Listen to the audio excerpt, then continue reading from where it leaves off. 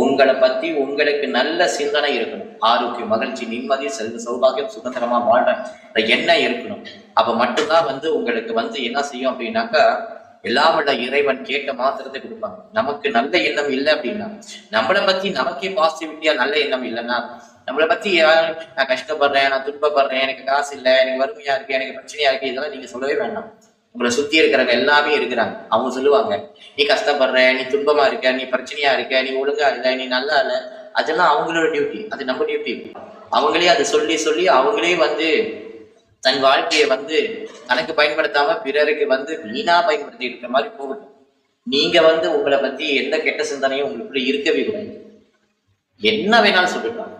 நீ உடல் சரியில்லை, உனக்கு அப்படி நீ சந்தோஷமா இல்லை, நீ இப்படி என்ன அது இது என்ன வேணாலும் சொல்லிட்டோம்.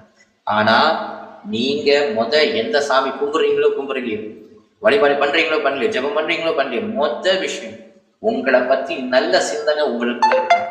அந்த நல்ல சிந்தனை உங்களுக்குள்ள இல்லை அப்படின்னா, நீங்க இங்க இருந்து காசு கட்டி கேதார்நாத்துக்கு டூர் பண்ணி போனாலும், சிவனுடைய தலையில உட்கார்ந்தாலும் எந்த 10 காசுக்கு பிரயோஜனம். 10,000 வட்டி கொடுத்து யாகம் பண்ணாலும் நோ யூஸ்.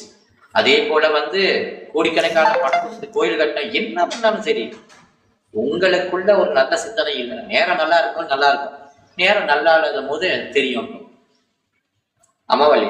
ஆனா நேரம் நல்லா பக்தி சரியான சிந்தனை உள்ளவங்களுக்கு, ப்ராப்பரான பக்தி யோக ஃபார்முலா தெரிஞ்சவங்களுக்கு, நேரம் நல்லா இருக்கும் போதும் நேரம் நல்லா இல்லாத முறையோ ரெண்டுமே ஒரே மாதிரிதான் இருக்கும்.